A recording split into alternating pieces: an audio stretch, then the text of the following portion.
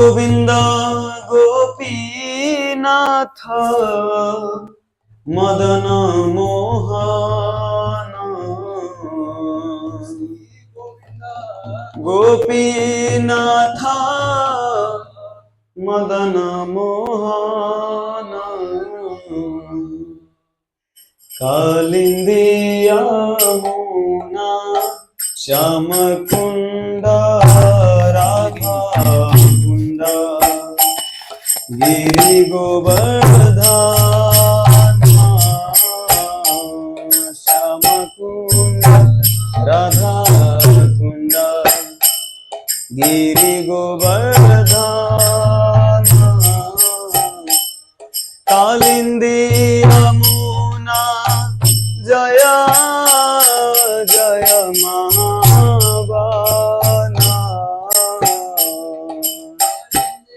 यमुना जय जय महाबाना केशी घाट बंशी भट्ट द्वादश खनना केशी घाट बंशी भट्ट द्वादश खनना जहाँ सब लीला कैला श्री नंदनंदना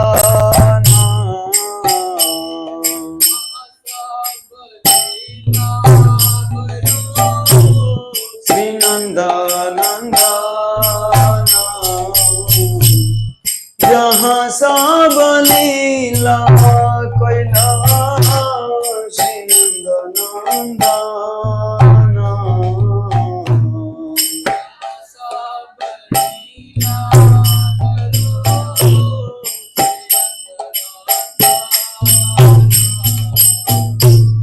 श्री नंद यशोदा जय जय गोपाल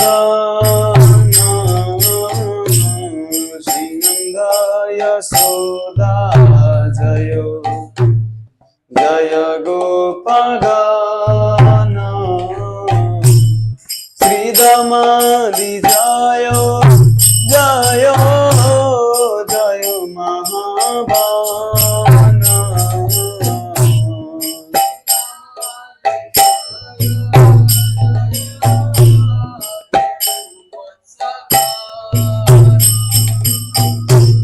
श्री दमादि जय जय धेनु वत्सदाना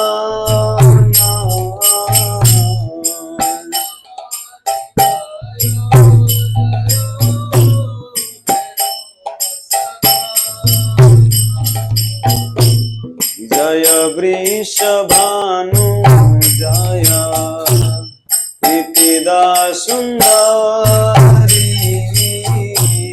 जय वृषभानु जय प्रीतिदा सुंदरी जय पूर्णमासी जय वीरनागारी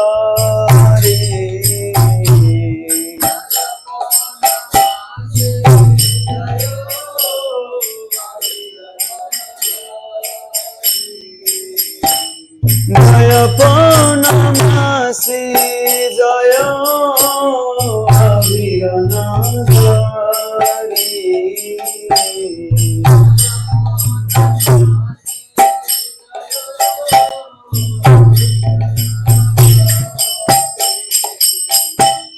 जय जय गोपीश्वर वृंदावन माजा जय जय गोपीश्वर वृंदावन माजा जय जय कृष्ण सखा भक्ति जय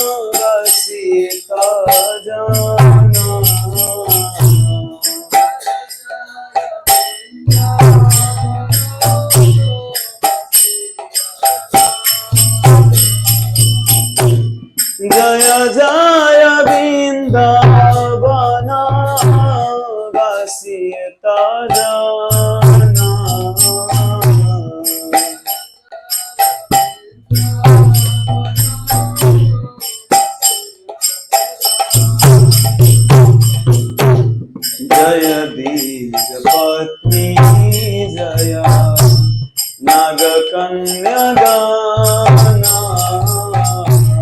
जय बीजपत्नी जय नागकन्या गाना भक्ति तेजहारा पहिला गोविंद चरणा जहारा पहिला गोविंद चरण भक्ति तेजहारा पहिला गोविंद चरण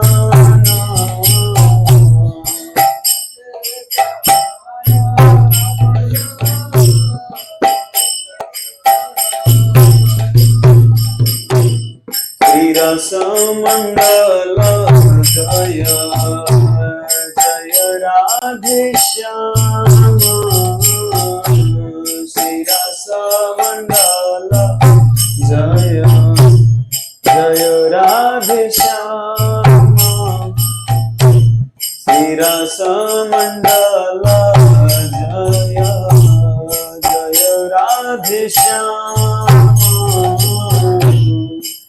रसमंडल जय जय राधे श्याम जय जय रस लीला सर्व मनोरम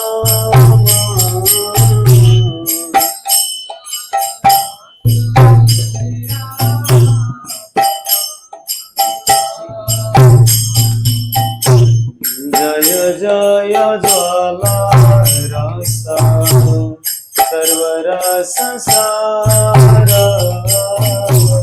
जय जय ज्वाला रस सर्वरस सार परखिया भावे जहाँ प्रजते प्रचार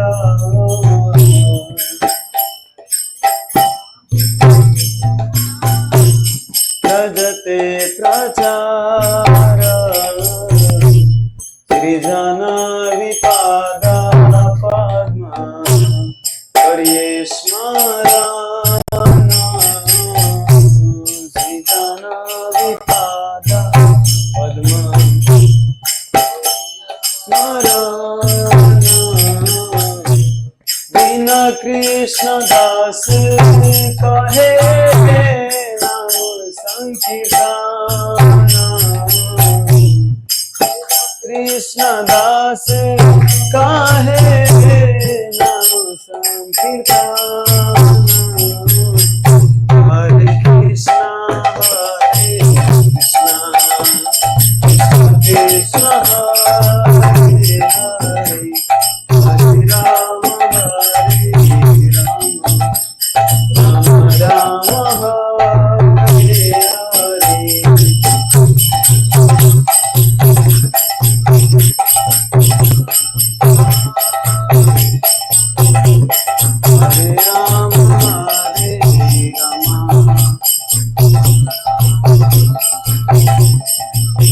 हरे कृष्ण कृष्ण कृष्ण हरे हरे हरे राम राम राम हरे हरे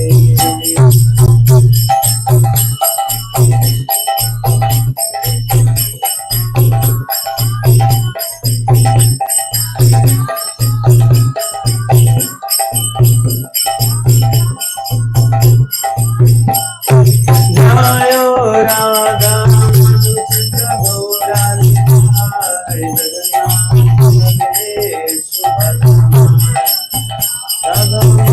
चंद्र गौरानी हरे सुभद्रा जय प्रभुपाद प्रभुपाद प्रभुपाद जय प्रभुपाद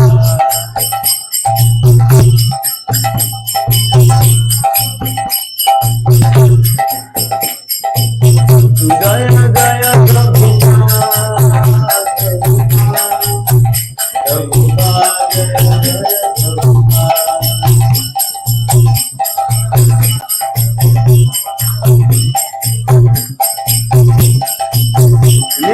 गौर हरि बोल, हरि बोल, नित्य गौर हरि बोल, हरि बोल, नित्य गौर हरि बोल। निताय निताय गौर प्रेमानंद हरि हरि ओम। कवि धर्म नाम संकीर्तन की जगत गुरु शील प्रभुपाद की जय। अनंत कोटि वैष्णविंद की जय। निताय निताय गौर प्रेमानंद हरि हरि बोल। हरे कृष्णा। श्री गिरिराज महाराज की जय।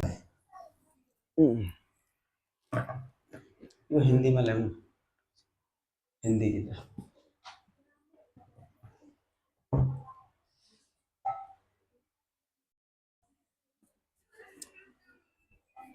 माताजीहरू यता नजिक बस्नु, यहाँ नजिक आउनु त। उहाँहरू जो जो आउँछ फेरि पछाडिबाट बस्छ, अगाडि बस्नलाई डराउँछ। होइन, हुँदैन। क्लासमा बस्ने भनेकै अगाडि होइन। क्लासमा पढ्न जाँदा जो तेज विद्यार्थी जो फर्स्ट बेन्चमा बस्छ होइन, जसलाई अल्छी लाग्छ पढ्नमा ऊ सबभन्दा पछाडिको बेन्चमा बस्छ, गफ गर्नलाई सजिलो हुन्छ। प्रभुजी हरे कृष्ण। धन्यवाद प्रभुजी। हो मल्टिप्लग एउटा ल्याइदिनु न प्रभुजी। म हजुरलाई यहाँ मल्टिप्लग यहाँ के ए ठीक छ। हरे कृष्ण। क्लास हिंदी में हुन्छ त्यसै बुझिहाल्छ। नेपालमा त सबैले बुझ्छ, नेपालमा होइन मात्र, हिंदी भनेको विश्व प्रसिद्ध भाषा। अमेरिका जानुस्, अस्ट्रेलिया जानुस्, जापान जानुस्, फ्रान्स जानुस्, हरेक देशमा इन्डियनवासी बस्नुहुन्छ, इन्डियन बस्नुहुन्छ र त्यहाँ सब धेरै जस्तोलाई हिंदी थाहा छ। किनकि हिंदी मुभी देख्दा देख्दै सबैले बुझ्नु सकिन्छ।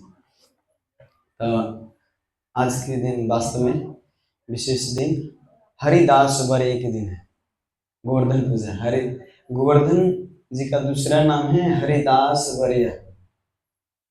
जितने हरिदास, हरि का दास मतलब भगवान के दास बहुत है। उद्धव जी, नारद मुनि, प्रहलाद महाराज, ध्रुव महाराज, हमारे जितने भी आचार्य हैं सारे हरिदास ही हैं, सब हरि का दास है। आप एक बात अगर नोटिस करते हैं इस्कॉन में, तो हर व्यक्ति के नाम के पीछे दास लगाया जाता है ना। दास पीछे लगता ही है। महाराज से अगर आप दीक्षा लेंगे तो सबसे महत्वपूर्ण नाम पीछे आता है दास। प्रभुपाद जी से एक बार एक शिष्य पूछे थे, प्रभुपाद मेरा नाम जो थोड़ा मिस्टेक हो गया है, ये अच्छा नाम और अच्छा नाम दीजिए। प्रभुपाद जी बोले ये आगे वाला जो है ये इतना इम्पोर्टेंट नहीं है जितना पीछे वाला इम्पोर्टेंट है। दास शब्द, सर्वेंट ऑफ सर्वेंट। गोपियां भी प्रार्थना करते, ना हम विप्रो न च नरपति नापि वैश्यो न शूद्रो ना हम वर्णी च गृहपति ना वनस्थो यतिर्वा किंतु प्रोधाखिला परमानंदम गोपी भरतु पद कमलयो दास दास दास अनुदासयो। गोपियां भी प्रार्थना करती हैं कि गोपी भरतु पद कमलयो दास दास दास दास अनुदासयो। नहीं, चैतन्य महाप्रभु की प्रार्थना है कि मैं गोपियों के दास के दास के दास दास के दास बन जाऊं। वृतासुर भी वही प्रार्थना करते हैं, हरिदास बनने के लिए, हरि का दास बनने के लिए। वृतासुर ने अहम हरे तव पादेक मूलम दासानुदासा भवितास्मि भूया। उसमें भी कहते हैं कि मैं दासानुदासा भवितास्मि भूया, मैं भी दासी बनूं। हे प्रभु हमको नाली के कीड़ा बना दीजिए, लेकिन आपसे बहिर्मुख मत कीजिए। अगर आपसे बहिर्मुख होना पड़े तो अब ब्रह्मा का पद मिलता है हमको, ब्रह्मा जी का अगर पद मिलता है हमको, ब्रह्मा जी का संपत्ति पता है ना, उनका आयु करोड़ों अरबों में, हमारे कैलकुलेटर में भी नहीं आता जितना आयु है ब्रह्मा जी का, है? तो ब्रह्मा जी का पद भी मिलता है हमको, लेकिन आपसे विमुख अगर होना पड़ता है तो हमको नहीं चाहिए, हमको ब्रह्मा का पद नहीं चाहिए। लेकिन नाली के कीड़ा अगर बनना पड़े, लेकिन आपका दास बन पाऊं, तो बरू नाली का कीड़ा स्वीकार है। तो वास्तव में भक्त हरिदास बनने के लिए, लेकिन गिरिराज जो महाराज हैं ये हरिदास वर्य है। हरिदास में भी वर्य मतलब श्रेष्ठ, उनसे भी श्रेष्ठ। एक तरह से गिरिराज महाराज भगवान भी है और एक तरह से बहुत बड़े भक्त भी है। भक्त कैसे?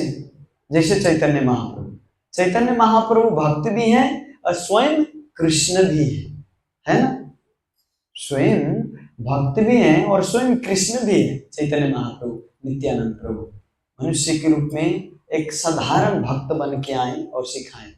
पंच तत्व आत्मकम कृष्ण भक्त रूप स्वरूपकम भक्ता अवतारम भक्त्याख्यम नमामि भक्त शक्तिकम।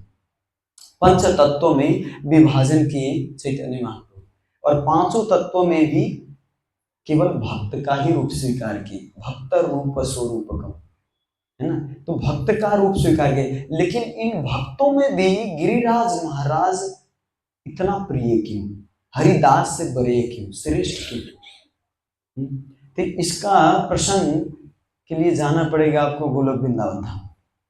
गोलोक वृंदावन धाम में भगवान कृष्ण के हृदय से एक कंक्रीट प्रकट हुआ, एक पत्थर जैसा, और वो पत्थर इतना बढ़ने लगा, बढ़ते बढ़ते बढ़ते बढ़ते बहुत ऊंचा जा रहा है। भगवान कृष्ण बोले, अरे इतना क्यों बढ़ रहे हो, कितना तक बढ़ोगे, अब रुक जाओ बस। जहां पे बोले रुक जाओ बस, वहीं पे वो कंक्रीट छोटा था, लेकिन बढ़ते बढ़ते वो कंक्रीट बहुत बड़ा हो गया। तो वो बड़ा हो गया तो वही गिरिराज गोवर्धन के नाम से जाते हैं। वृंदावन में, गोलोक वृंदावन में, ये भू वृंदावन की बात, ये भू वृंदावन है, एक गोलोक वृंदावन है। ये संसार के जो वृंदावन है वो भू वृंदावन है, लेकिन जो आध्यात्मिक लोक में वो गोलोक वृंदावन कहा जाता है। तो वहां पे भी सब कुछ है। राधा रानी से भगवान बोले कि चलिए अब इस संसार में प्रकट होना है, लीला करना है। राधा रानी बोली कि कैसे जा सकता हूं मैं, इस गोवर्धन को छोड़ के, इस यमुना को छोड़ के, इस वृंदावन को छोड़ के, ये कल्प वृक्ष को छोड़ के, इस गैया जो है जितने, इसको छोड़ के कैसे जा सकता हूं मैं। राधा रानी भी अकेले कहीं नहीं जाना चाहती, उनके साथ गोवर्धन, यमुना, कल्प वृक्ष, ये सब होना है। वृंदावन कितने लोग गए हैं इसमें से?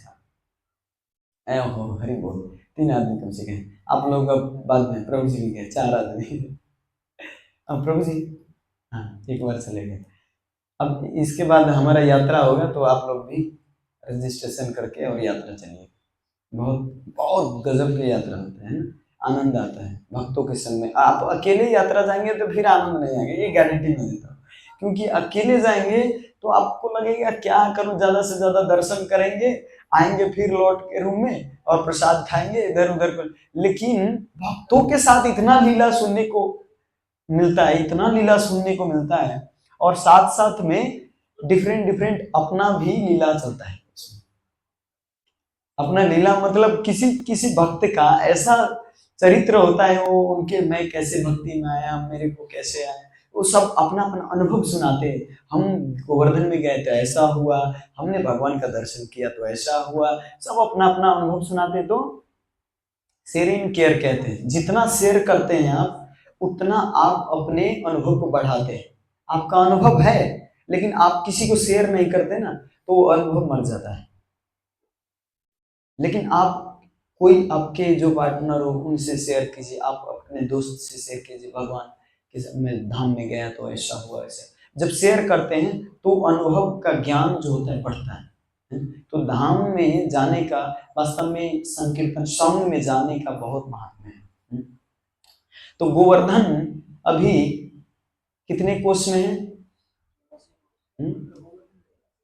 84 कोष में। ये तो वृंदावन है 84 कोष में, 7 कोष में है, 21 किलोमीटर। तेरी 7 कोष की परिक्रमा गोवर्धन, तेरी 7 कोष की परिक्रमा, और चक्लेश्वर है विश्राम विश्राम। तेरे माथे मुकुट विराज रहियो श्री गोवर्धन महाराज महाराज। तेरे माथे मुकुट विराज रहियो। तो पे पान चढ़े तो पे फूल चढ़े, हो तो पे पान चढ़े तो पे फूल चढ़े, और तो पे चढ़े दूध की धार, ओ धार। तेरे माथे मुकुट विराज रहियो श्री गोवर्धन महाराज, तेरे माथे मुकुट विराज रहियो। तो गोवर्धन महाराज जो हैं, ये कहाँ पे कथा चल रहा था? गोलोक वृंदावन धाम में, है ना। तो गोलोक वृंदावन धाम में राधा रानी सोची कि गोवर्धन महाराज के बिना, मैं गोवर्धन के बिना कैसे जा सकता हूँ, क्योंकि गोवर्धन कौन है? साक्षात कृष्ण के हृदय के टुकड़ा है ना। क्योंकि हृदय से प्रकट हुआ ना, भगवान के हृदय से प्रकट हुआ, तो हृदय के टुकड़ा है। तो एक तरह से भगवान का प्रतिनिधित्व है पूरा। गिरिराज गोवर्धन की हम पूजा करते हैं तो साक्षात कृष्ण की पूजा करने के बराबर है, क्योंकि उसमें धारण कौन की? अगर वो उसमें धारण करके ऐसे बैठे हैं तो पूजा कर रहे हैं सब, तो किसको पूजा कर रहे हैं? भगवान को। इसीलिए गिरिराज को धारण करने के कारण भगवान का नाम भी क्या नाम रहा? गिरधारी। गिरवर को धारण किए थे, पहाड़ को धारण किए थे, इसीलिए उनका नाम गिरधारी पड़ा। तो राधा रानी बोली, मैं तो ये यमुना के बिना, कल्प वृक्ष के बिना, इस गोवर्धन के बिना, मैं इस संसार में, ये दो भौतिक संसार में कौन जाएगा? भगवान बोले ठीक है, इन सबको लेके चलते। इस संसार में जीव को उद्धार करना है तो कुछ ना कुछ तो करना है। तब जाके वहां पे गोवर्धन भी आए, यमुना जी भी आए, कल्प वृक्ष भी आए, है ना। हम जब वृंदावन जाते हैं तो वृंदावन के साधारण वृक्ष, हम ईटा और क्या पत्थर देखते हैं, मकान देखते हैं, है ना, गाड़ियां देखते हैं। स्विट्जरलैंड एज अभी तो पूरा डेवलप हो गया है ना, तो वैसा दिखता है। लेकिन अगर सच में वृंदावन को दर्शन करना है तो संत के माध्यम से दर्शन करना होता है, नहीं तो दर्शन नहीं होगा। राधा रानी के कारण सारे वृक्ष, सारे उनके जितने पार्षद से सब वृंदावन में प्रकट हुए, तो सब आए। और वास्तव में अब क्या हुआ? गोवर्धन महाराज यहाँ पे तो आए, लेकिन कहाँ पे प्रकट हुए? जैसे राधा रानी किनके घर में प्रकट हुए? विश्वान महाराज के पास, है ना। उनकी माता के नाम क्या है? कीर्तिदा। ललिता दी, सखी क्या कहते, विशाखा, सब जितने अष्ट सखियां अलग अलग जगह पे जन्म लिए, जितने भी पार्षद है अलग अलग पे जन्म लिए, है ना। वैसे ही गिरिराज महाराज जन्म कहाँ लिए? तो ये उत्तराखंड में पड़ता है, द्रोणांचल, द्रोणांचल पहाड़ है वहां पे। तो ये बात है पुलत्स्य मुनि, सतयुग की बात है ना। सतयुग में पुलत्स्य मुनि को इच्छा हुई कि ऐसा पहाड़ हो जिसमें हर चीज उपलब्ध हो। जैसे हम फ्लैट ऐसा खोजते हैं जिसमें सब कुछ उपलब्ध हो, है ना। जैसे हम कहीं होटल में रुकते तो वहां पे स्विमिंग पूल भी हो, थोड़ा जिम करने के लिए भी हो, खाने के लिए भी जो ऑर्डर करो वो सब कुछ हो जाए, है ना। तो अपने डिमांड के अनुसार, इच्छा के अनुसार उस होटल में मिले, हम वहां पे ठहरते हैं ना। वैसे ही पुलत्स्य मुनि, अब वो धनी व्यक्ति वही तो जानते हैं ना ऐसा। तो पुलत्स्य मुनि तो बहुत बड़े तपस्वी हैं, बहुत बड़े तपस्वी हैं। उनके पास तपस्या का बल इतना है कि किसी से मांगे और ना दे, ऐसा हो ही नहीं सकता।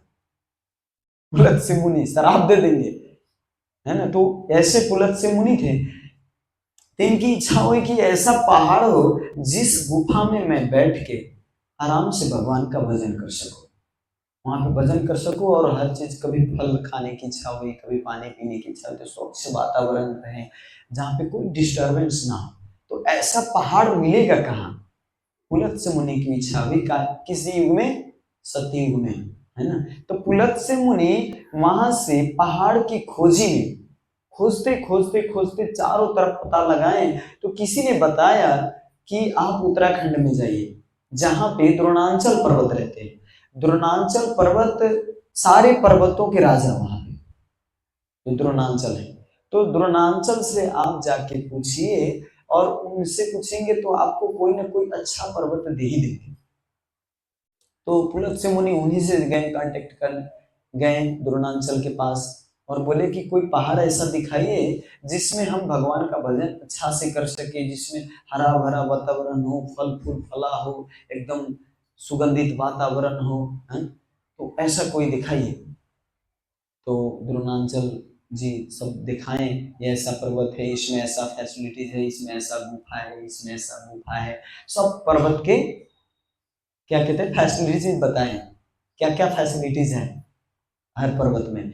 लेकिन जो इनका अपना पर्वत जो था गिरिराज, है ना, गिरिराज का जो पर्वत थे, इनके पुत्र थे द्रोणांचल के, इनके घर में प्रकट हुए थे द्रोणांचल पर्वत के रूप में। भगवान देखिए इस संसार में अपने पार्षदों को, अपने जीव को जितने भी भेजते हैं, तो किसी रूप में भी भेज सकते हैं, है ना। ऐसा नहीं हो सकता कि केवल मनुष्य ही रूप में भेजा जाए।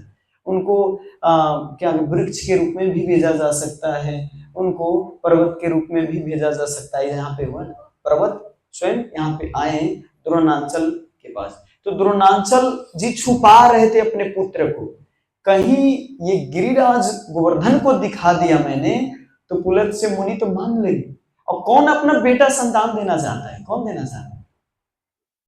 गृहस्थ के जीवन में तो दो ही तो आनंद है, एक अपने रूठे हुए पत्नी को मनाना, और दूसरा अपने बच्चे के लाड़ दुलार में उसको फुसलाना। जब पुत्र कहता है पापा पापा, तोतली बोली बेटा, सारा दुख दूर हो गया, दिन भर काम किया हुआ सारा थकान मिट गया, है ना। दिन भर बहुत मेहनत करते, लेकिन शाम को थोड़ा सा तोतली बोली में बोले पापा पापा आप ही सर्वस्व हो मेरे लिए, तो उनको लगता है कम से कम एक व्यक्ति का तो मालिक हूं मैं, कम से कम कोई माने या ना माने, कम से कम एक बेटा तो है जो मेरे सर्वस्व है मेरे पर। वास्तव में ऐसे ही शरणागत भगवान पे होनी चाहिए, जैसे पुत्र के पिता के ऊपर होता है ना। ऐसी शरणागत भगवान के ऊपर जब होता है, तो भगवान पता है कि इनको कोई नहीं, इनका मैं ही हूं। एक होता है भक्ति, एक होता है अनन्य भक्ति, है ना। क्या कहते हैं मीराबाई का एक भजन क्या है, मेरो तो गिरधर गोपाल दूसरो न कोई, मेरो तो केवल गिरधर गोपाल है दूसरो न कोई। मेरो तो गिरधर गोपाल मतलब गोपाल तो है, इसके बाद दूसरे शब्द में मेरो तो दूसरो न कोई, मतलब और दूसरा है ही नहीं। विशेष जो गिरिराज लीला है, जो क्या कहते गोवर्धन लीला है, ये विशेष लीला भगवान ने क्यों किया? बहुत ऐसे मनुष्य होते हैं जो अनेक देवी देवताओं में फंसे रहते हैं, देवी देवताओं में पूजा करते हैं। अरे प्रणाम करना अलग बात है, लेकिन सबको रख के सबको पूजा करना, तो आपका तो किसी पर भी विश्वास दृढ़ नहीं होगा, है ना। कोई भी देवी देवताओं पे दृढ़ नहीं होगा। तो इसीलिए विशेष लीला किए। भगवान को पता था कि अर्जुन को मैं उपदेश देने वाला हूं, सर्वधर्मान परित्यज्य माम एकम शरणं व्रज, अहम तम सर्व पापेभ्यो मोक्षयिष्यामि मा शुचः। लेकिन अपने ही घर में देवी देवता का पूजा कर रहा है, तो पहले दूसरे को समझाने से पहले तो अपने घर में उपदेश देना जरूरी है ना।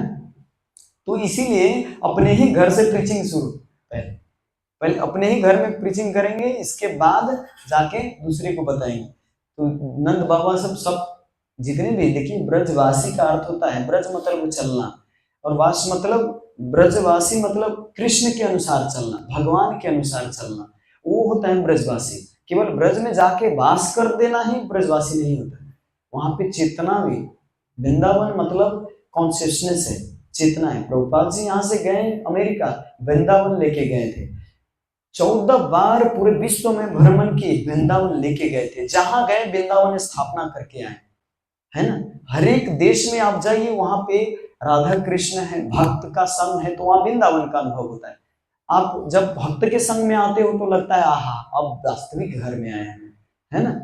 जिसको भक्ति का थोड़ा भी रस मिला है उसको पता चल, जो तो भोगी है उसको क्या, उसको तो कहीं भी, उसको जहां भोग मिले वही अच्छा है ना।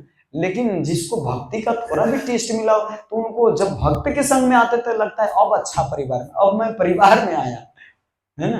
तो वैसा ही होता है। क्या प्रसंग चल रहा था? वो पर्वत, हाँ, द्रोणांचल पर्वत के, द्रोणांचल पर्वत के पास तो द्रोणांचल जी अब छुपा रहे थे अपने पुत्र को। बीच बीच में आपसे मैं पूछता रहूंगा, मैं भी भूल जाता हूँ, आपको भी याद कराने के लिए हमको प्रश्न आते हैं, है ना। तो द्रोणांचल पर्वत वहां पे छुपा रहे थे कि कहीं हमारे पुत्र को न मांग ले, इसीलिए द्रोणांचल पर्वत अपने पुत्र के बारे में, गोवर्धन के बारे में नहीं बता रहे थे। लेकिन पुलत्स्य मुनि देख लिए कि आप तो सबके फैसिलिटीज बता रहे हैं कि इस पर्वत का यह है, इस पर्वत का ये है, वो है, सब कुछ बता रहे हैं, लेकिन इस पर्वत के बारे में नहीं बता रहे हैं। तो बोले नहीं नहीं, इसमें तो ऐसा कुछ नहीं, ये तो मेरा पुत्र है। तो बोले कि नहीं, हमको लगता है यही सबसे अच्छा है। तो पुलत्स्य मुनि स्वयं जाके उस पर्वत पे भ्रमण किए, और सच में बहुत सुंदर वातावरण था, एकदम हरा भरा सुगंधित वातावरण था। वहां पे गए तो बोले हमको यही पर्वत चाहिए, अब तो हमको कोई दूसरा पर्वत मत दिखाइए, यही पर्वत चाहिए। तो द्रोणांचल अपने पुत्र से सलाह किए क्या करें, अब इनको अगर मैं तुमको नहीं देता हूं तो ये तो श्राप देंगे ही देंगे, क्योंकि इतने बड़े तपस्वी हैं, इनकी इच्छा है साधु संतों की सेवा करना तो कर्तव्य। जैसे दशरथ महाराज से भी विश्वामित्र जी मांगने आए थे ना, है ना। तो विश्वामित्र जी मांगने आए थे, तो उस समय दशरथ महाराज केवल अपने पुत्र के प्रति जो आसक्ति था, वो तो देने की थोड़ा भी इच्छा नहीं था, किंचित मात्र भी इच्छा नहीं था, लेकिन फिर भी इनको प्रभाव के जानते थे, है ना। अपने जो राजगुरु थे उनसे भी, वशिष्ठ मुनि से भी सलाह ली, तो बोले कि नहीं, ये भगवान के भक्त हैं, आप इनको दीजिए, कोई आपको कष्ट नहीं होगा। तो द्रोणांचल पर्वत को भी लगा कि हाँ वास्तव में साधु संत के पास जाएगा तो ठीक ही है, कोई बात नहीं। और गिरिराज भी बोले कि पिताजी, वास्तव में साधु संतों की थोड़ा भी अगर सेवा कर पाऊं तो ये तो हमारे सौभाग्य की बात है ना, उनके साथ जा पाऊं, उनसे कुछ सीख पाऊं, तो हमारे सौभाग्य की बात है, इसीलिए आप हमें जाने दीजिए। तो द्रोणांचल पर्वत उनके साथ विदा किए, बोले चलिए ठीक है। लेकिन गोवर्धन पर्वत वहां पे एक शर्त रखे कि अगर आपने हमको बीच में अगर रख दिया तो फिर मैं वहां से नहीं जाऊंगा, आपको एक ही बार डायरेक्ट जहां पे आपको लाना है वहीं पर लाना है, फिर बीच में अगर जहां पे आप रख दिया नीचे, मैं फिर वहां से नहीं दूंगा। पुलत्स्य मुनि बोले ठीक है, कोई बड़ी बात नहीं। आकाश मार्ग से जा रहे थे, आकाश मार्ग से जाते जाते पुलत्स्य मुनि को लवशंका लग गई, है ना, पेशाब लगी। वो सोच रहे थे ना जूस पिया, ना ठंडाई पिया, ना कुछ भी पिया ही नहीं, फिर भी कहां से ये लवशंका लग गया, कैसे हो गया, सोच रहे थे।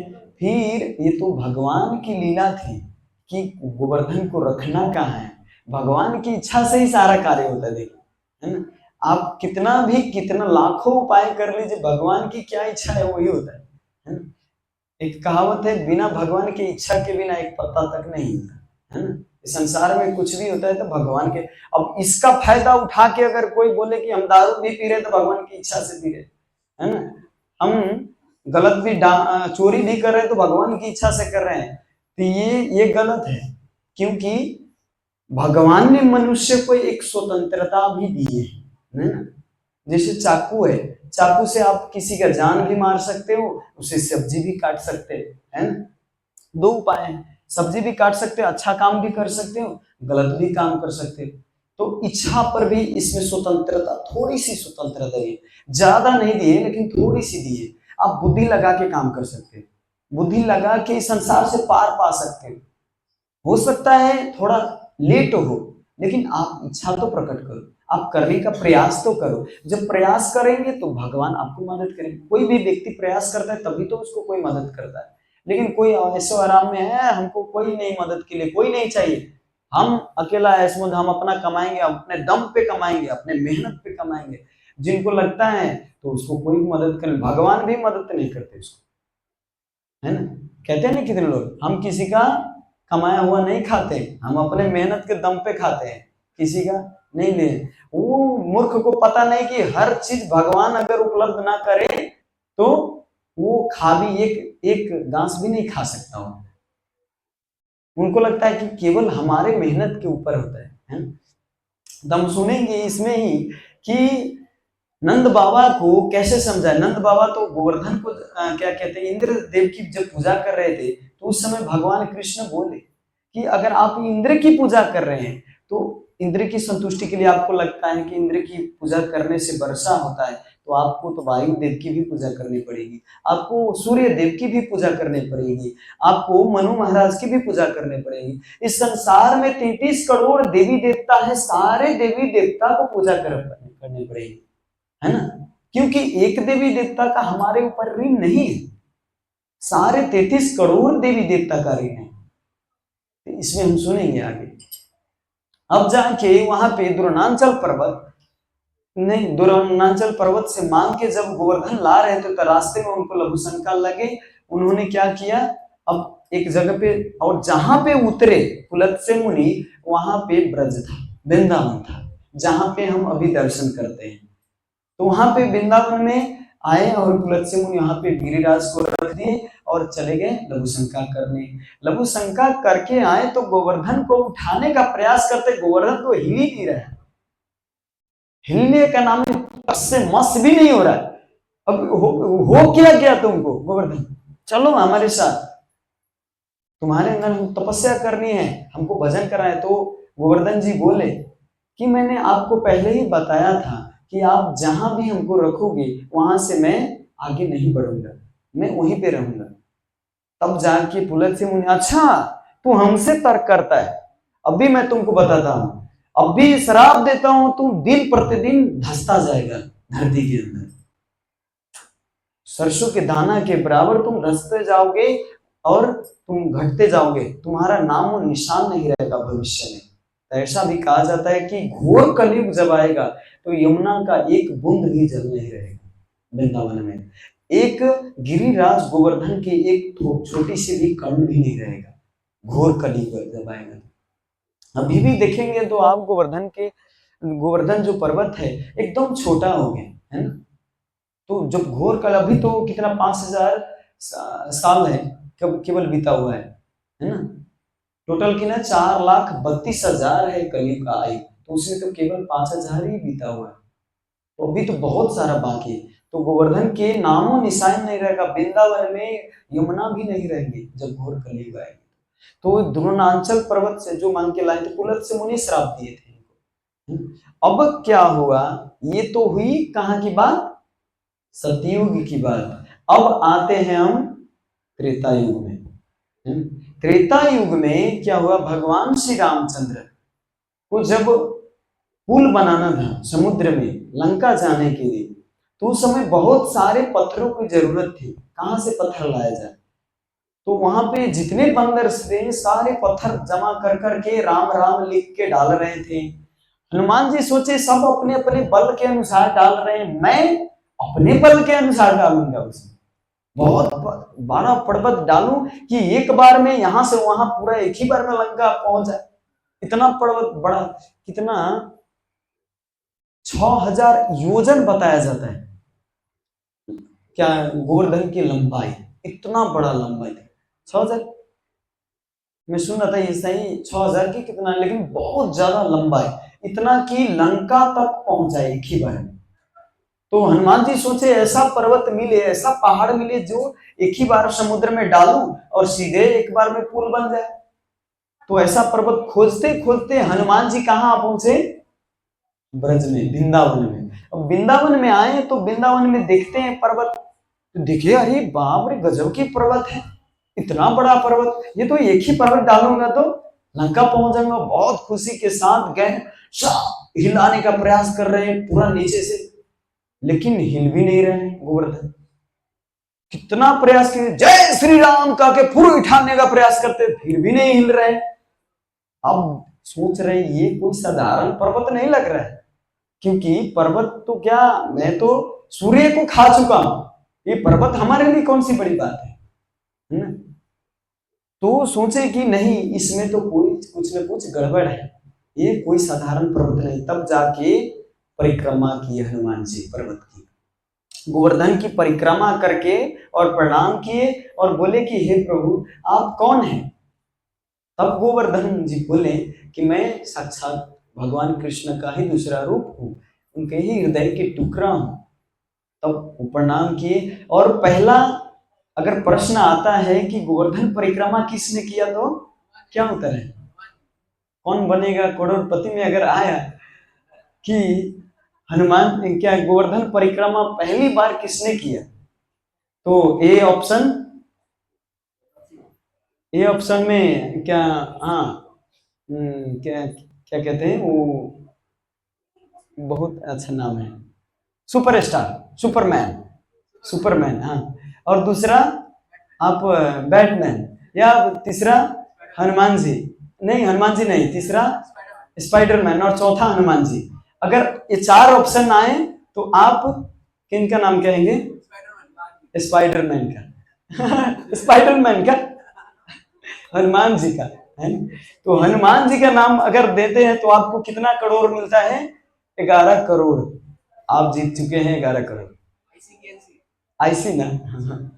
तो देखिए गोवर्धन परिक्रमा जो पहली बार हुआ हनुमान जी के द्वारा हुआ। अब जाके गोवर्धन वहां पे जाने के लिए तैयार हो जाते हैं। अरे भगवान की सेवा के लिए हमको जाना है तो बहुत खुशी के साथ भगवान राम की सेवा में जाना है, तो हमारी तो जीवन सफल हो गई। इस पर्वत के रूप में रहते हुए भी हम भगवान की सेवा थोड़ी सी कर पाए तो बहुत बड़ी हमारी सौभाग्य होगी। तो गोवर्धन पर्वत रेडी एकदम। हनुमान जी बोले उठाए, उठाते हैं तभी आकाशवाणी हुआ, वहां पर आकाशवाणी से आवाज आई, हनुमान समुद्र क्या कहते हैं वो, पुल बंधन हो गया, पुल बन गया है, रेडी हो चुका, तुम अब आ जाओ। हनुमान जी को सुनते ही अब बोले कि इतना मेहनत करने की जरूरत क्या है, अब वहां पे पुल बन गया। तो यहीं पे गोवर्धन को फिर रख दिया। गोवर्धन महाराज दुखित हो गए, क्योंकि मैं भगवान की सेवा में जा रहा था और फिर हमको यहाँ पे रख दिए, कम से कम यहाँ पे तो भगवान की सेवा तो हो पाता। हनुमान जी से फिर प्रार्थना की, नहीं नहीं चलिए, हमको ले चलिए प्लीज। हनुमान जी बोले नहीं, अब क्या करें, अब तो बन गया, अब तो बन गया पुल, तो अब ले जाके क्या करेंगे।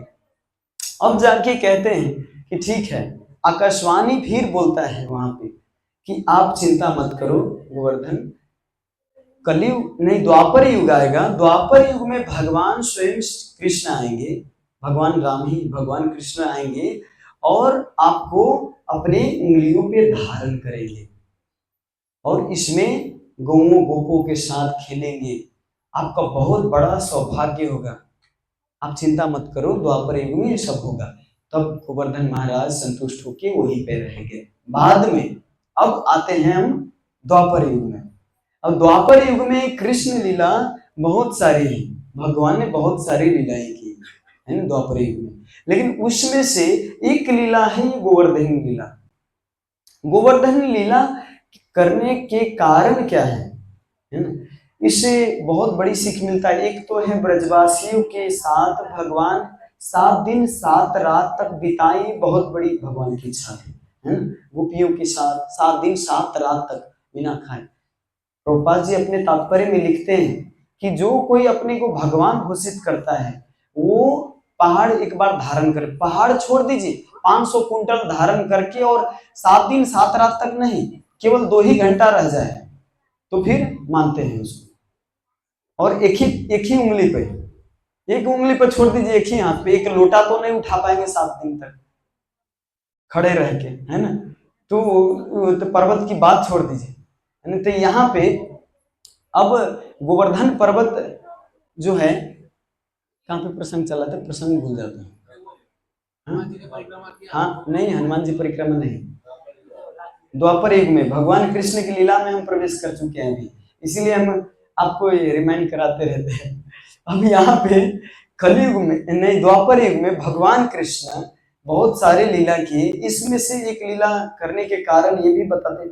और हमको सारे कारणों में एक कारण जो है बहुत हृदय स्पर्श किया हमको, सच में बहुत बड़ी सीख। बहुत सारे कारण हैं भगवान की इस लीला के पीछे। देखिए भगवान कोई भी लीला करते हैं तो उनको बहुत सारे कारण होता है, एक ही कारण नहीं होता, बहुत सारे कारण होता है, लेकिन कोई कारण बहुत बड़ा बलवान होता है। इसी तरह इसमें एक बहुत बड़ा कारण है, एक होप, आशा, बहुत बड़ी आशा।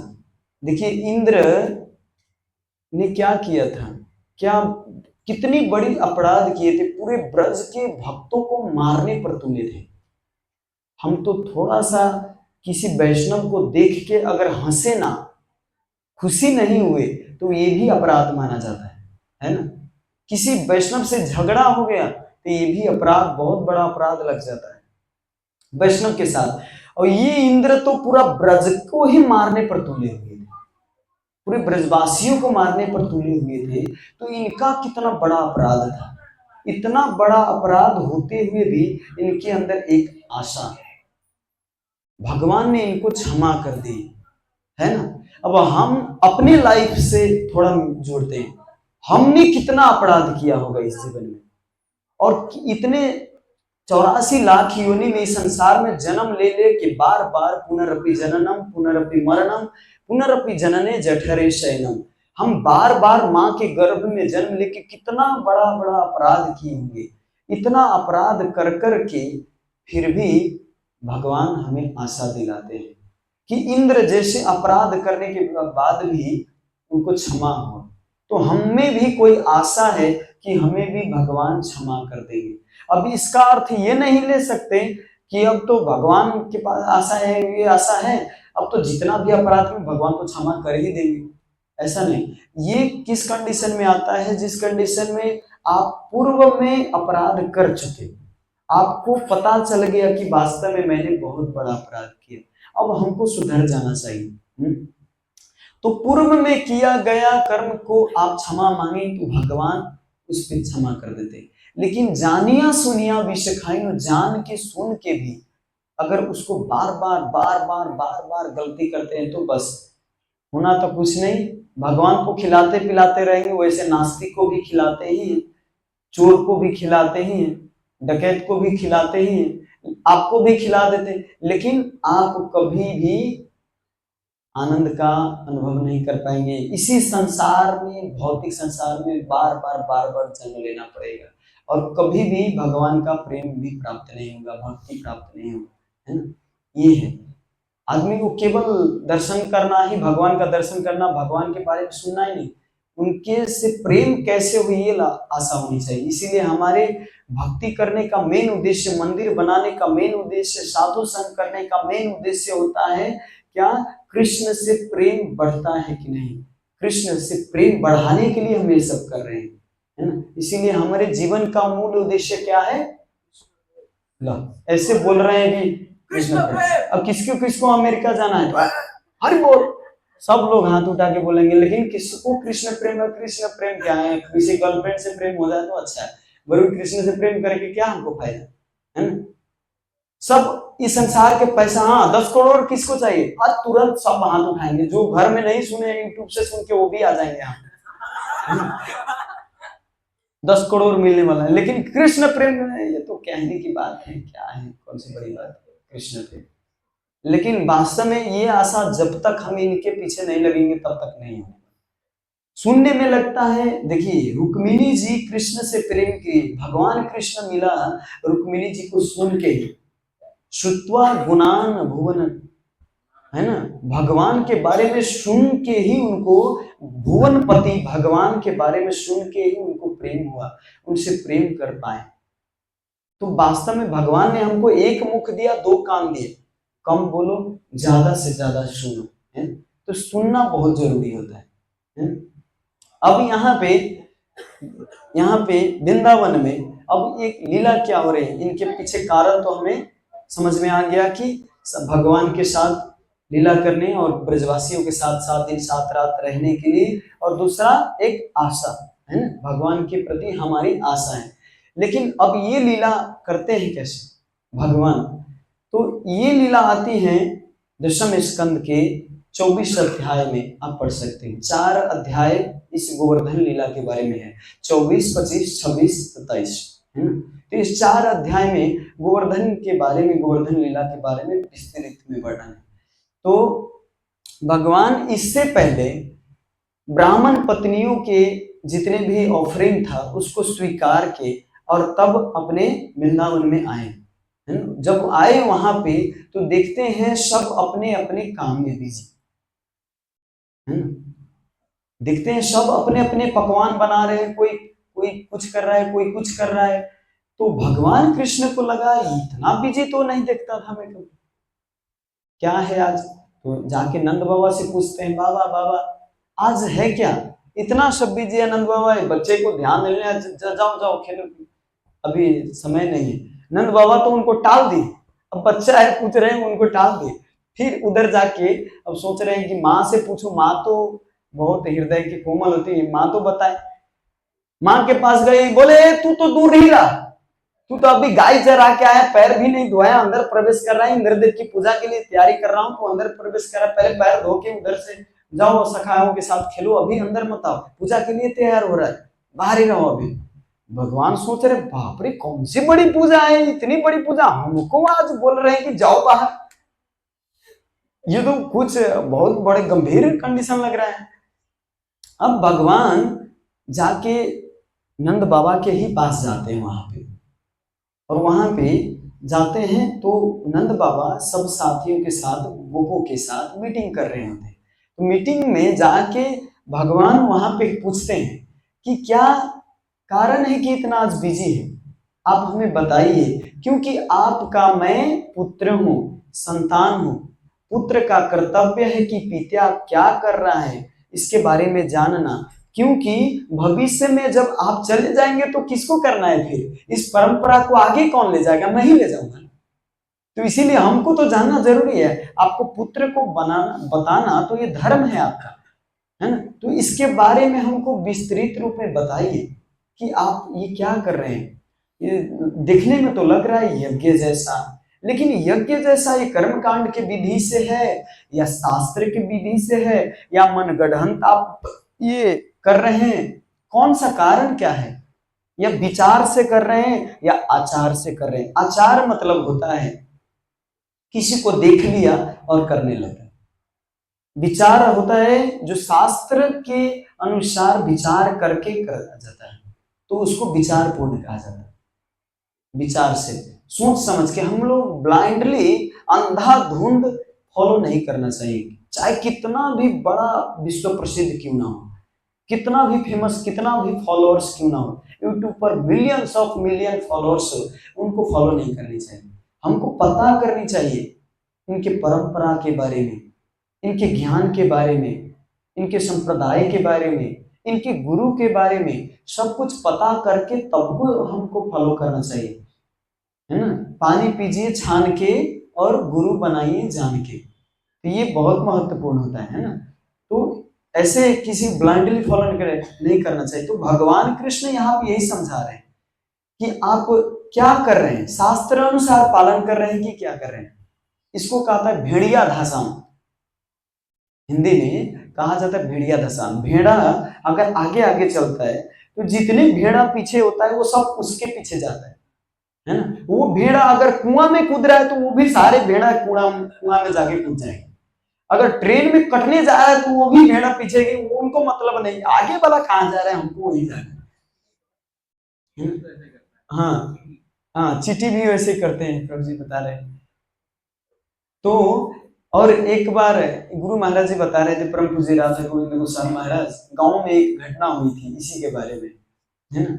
एक गांव में हम गांव में ऊख चोरी की है, गन्ना, है ना। गन्ना गांव में जाते तो गन्ना खाने के लिए चोरी करते, दूसरे के खेत में जहां पे मिला वहां पे गन्ना निकाला और खाने लगे। तो चोरी करके एक व्यक्ति गन्ना चोरी करके जा रहा था। वो खेत वाला देख लिया कि ये ग्रुप, जो ये लड़के का ग्रुप है, ये गन्ना तोड़ के जा रहा है, तो दौड़ के लाठी लेके और उसको पकड़ने के लिए दौड़े, और पकड़ने के लिए खदेड़े उनको, तो सारे ग्रुप जो था लड़के का वो भागने लगे। भागते भागते अब एक व्यक्ति आगे देखा कि ये लोग भाग रहे हैं, वो मुख चोरी नहीं किए थे, गन्ना चोरी नहीं किए थे, वो देख रहे हैं, केवल भाग रहे हैं, सब ग्रुप भाग रहे हैं, एक पीछे से उनको खदेड़ रहे हैं लाठी लेके। तो इनको लगा ये भाग रहे हैं, पता नहीं क्या है, ये भी भागने लगे इनके साथ। ये मुख चोरी नहीं किए थे, ये भी भागने लगे। भागते भागते अब ये गन्ना चोरी करने, जो गन्ना के मालिक वाला जो था, ये सोचने लगा कि अरे ये चोर है, ये तो भाग रहा है, लेकिन ये तो चोरी नहीं किया, ये क्यों भाग रहा है। बाद में वो तो भाग गया वो चोर, बाद में इस व्यक्ति से मिल के और इनसे पूछे कि आप क्यों भाग रहे थे, आप तो गन्ना चोरी किए नहीं थे, गन्ना तो चोरी वो किया था, तो आप क्यों भाग रहे थे। तो कहते हैं कि अरे वो भाग रहे थे, हम भी वैसे ही भागने लगे। ये भी कोई तर्क है? कोई भाग रहा है, मैं भी अरे पता तो होना चाहिए किस में भाग रहा है ना। ब्लाइंडली प्रभुपाद जी से बोले, मैं आपके संस्थाओं को नहीं मानता, मैं नहीं मानता इस भगवत गीता को, मैं नहीं मानता इस शास्त्र को, आपने जो लिखा है मैं कैसे फॉलो करूं, मैं कैसे मानूं कि ये प्रमाणिक है। प्रभुपाद जी बोले, आप मत मानो प्रमाणिक, आप मत मानो कि ये पूरा वो है, लेकिन आप ये भी गारंटी नहीं दे सकते कि ये प्रमाणिक नहीं है। इसके बारे में तो आप खोज करनी है। ब्लाइंडली आप ये भी नहीं कह सकते कि ये गलत है। आप ब्लाइंडली जैसे कह रहे हो मैं नहीं मानूंगा, तो मत मानिए, लेकिन ब्लाइंडली नहीं। आपको नहीं मानना है तो छोड़ दीजिए, लेकिन नहीं ये गलत है ऐसा प्रमाण देने के लिए आपके पास क्या सबूत है। सबूत तो होना चाहिए ना किसी को गलत बताने के लिए। जैसे कोई चोरी किया है, तो चोरी किया हुआ प्रमाण तो होना चाहिए ना कि व्यक्ति चोर है। इसके लिए क्या प्रमाण है आपके पास, ये शास्त्र भगवत गीता गलत है, प्रूव करके दिखाओ ये गलत। आज तक किसी माई का लाल नहीं पैदा हुआ कि वो गलत प्रूव कर दे भगवत गीता को, है ना। सच में आज जितने भी न्यूज़पेपर, जितने भी संदेश, जितने भी बुक आया, जितने भी किताब आए, सब धीरे धीरे लुप्त होता जा रहा है। लेकिन भगवान कृष्ण ने जो ये भगवत गीता का ज्ञान दिया, आज भी उतना ही तरोताजा है। आज भी इतने लोग सेमिनार करते हैं इस पे, कितने लोग अपने जीवन को सुधारते हैं, कितने लोग इससे सीखते हैं। तो आज तक उतना ही, जितना बार आप पढ़ते हो इसको, उतना बार नया नया नॉलेज होता है आपको भगवत गीता से, है ना। आज हम अगर कोई न्यूज पेपर लेते हैं तो सुबह लेते हैं, शाम को पुराना हो जाता है, ये पढ़ लिया, ये तो ना पुराना है, बस पुराना बोल देते हैं, लेकिन ये 5000 साल हो गया आज तक नया है ना। तो कौन कहता है पुराना। तो भगवान यही तर्क दे रहे थे नंद बाबा को कि आप हमें बताइए कि इसका कारण क्या है, क्योंकि हमको भविष्य में हमको इस परंपरा का फॉलो करना है। इसके बारे में ब्लाइंडली तो हम फॉलो कर नहीं सकते, इसके बारे में बताएंगे तो तभी तो हम अच्छा से हम भविष्य में करेंगे। नंद बाबा बोले कि ठीक है, इसको बता ही देते हैं, अपने ही घर के, तो सबको अपने छोड़ दिए और मीटिंग से। फिर भी वहां पे तो कह सकते थे ना, और वो सब कि बच्चा है, बच्चा को क्या समझाने की जरूरत, छोड़ दीजिए, इनको चॉकलेट देके इधर उधर फुसला के इसको भेज दीजिए। लेकिन नहीं, पूरा एकदम प्रमाण के साथ नंद बाबा कृष्ण की इच्छा है। अगर आप अपने पिताजी को छोटे हो, आप माने 7 वर्ष के थे भगवान उस समय, 7 वर्ष के अगर आप थे, तो उस समय आप अगर पूरा फैमिली को बैठा के और मीटिंग करो तो आपका बात मानेंगे? भागानंद है यहाँ से एक लाठी दे, डांटेंगे, भगा देंगे वहां से। बच्चे हो, खेलो पियो खाओ पियो, है पढ़ो, होमवर्क करो, क्या है इस मीटिंग में बैठने आए। लेकिन यहाँ पे कृष्ण के सलाह के अनुसार नंद बाबा रेडी हो गए करने के लिए। लेकिन नंद बाबा बोले कि मैं इतने साल से ये परंपरा चली आ रही है नंद इंद्रदेव की, क्योंकि हम किसान हैं, तो किसान की कृतज्ञ होता है, उनका कर्तव्य होता है कि जो उनके लिए कार्य करता है, जिनकी कृपा से हम इतना फसल उपजाते हैं, गैया रह पाती हैं, वो पानी पी पाते हैं, और क्या कहते हैं, किसान का तो मूल उद्देश्य खेती पाती। खेती पाती क्या चीज से होता है? पानी से। तो पानी कौन देता है? इंद्र। तो इसीलिए हम लोग इंद्र की पूजा करते हैं। तो यही तर्क यहाँ पे भगवान कृष्ण करते हैं। तो आपको तो 33 करोड़ देवी देवता की पूजा करनी पड़ेगी ना, केवल इंद्र की पूजा करने से नहीं होगा, क्योंकि हमारे ऊपर तो 33 करोड़ देवी देवता का ऋण है। तो इसीलिए 33 करोड़ देवी देवता का पूजा कीजिए। समुद्र के ऊपर भी तो पानी बरसता है ना, तो क्या समुद्र यज्ञ करता है? यहाँ पे कर्म मीमांसा फिलॉसफी दे रहे। नास्तिक जब होता है ना, नास्तिक का फिलॉसफी दे रहे कि कर्म ही पूजा है, क्योंकि भगवान को यहाँ पे कर्म के साथ साथ, देखिए भगवत गीता में ध्यान योग, कर्म योग है, जहां पे भी योग जोड़ा हुआ है, ध्यान के साथ भी योग जुड़ा हुआ है। तो इसका अर्थ भगवान को जोड़ के ही किया गया है, बिना केवल कर्म किसके लिए किया जाए? कर्म तो दारू पीने वाला भी कर रहा है, कर्म तो वेश्यावृत्ति करने वाला भी कर्म कर रहा है ना, वो ठगने वाला भी कर्म कर रहा है। तो क्या वो सही कर्म? कर्म ही पूजा नहीं। कर्म किसके लिए किया जा रहा है वो पूजा होता है, नहीं तो वो नरक की पूजा होता है, वो नरक के टिकट फिक्स कर रहा है वो व्यक्ति। तो यहाँ पे नंद बाबा अब इनको समझाते हैं कि हम क्यों इंद्र की पूजा कर रहे हैं। इंद्र की पूजा नहीं करेंगे तो पता है हम ये फसल नहीं उपजा पाएंगे, गैयों का पालन नहीं कर, 9 लाख गैया है, 9 लाख गैया को तो खिलाने के लिए तो घास चाहिए, और घास तो उसी से होता है। तो भगवान कृष्ण बोले नहीं, इंद्र का कर्तव्य है वर्षा करना, है ना, ये वायु देव का कर्तव्य है हवा देना। ठीक है, इनको प्रणाम करना ठीक है, लेकिन इनको ही अपना अधिष्ठात्र देवता मान के करना ये गलत है ना। डेमी गॉड तो बहुत है, तो कितने को आप पूजा करेंगे? इसीलिए प्रहलाद महाराज भी कहते हैं कि वास्तव में अगर मैं ऋण चुकता कर सकूं तो हे प्रभु आपके ही शरण में आके कर सकता हूं, और तो हमारे पास कोई उपाय है नहीं, क्योंकि मैं किनके पास जाऊं ये ऋण चुकता करने के लिए? सबका ऋण है। ये जो है ना निमि महाराज, ये हमारे आंखों के ऊपर पलक, इन पलक पे भी देवता वास करते हैं। कब झपकना है, आप सोते हो तो कितने घंटे तक झपकना है इनको, ये सब देवता वास करते हैं यहाँ पे। निमि महाराज, निमेश कहते हैं ना, एक निमेश है ना, तो ये निमि महाराज वास करते हैं। तो इनका भी ऋण है हमारे ऊपर, हर व्यक्ति का ऋण तो कितने का, माँ का ऋण है, पिता का ऋण, सबका ऋण।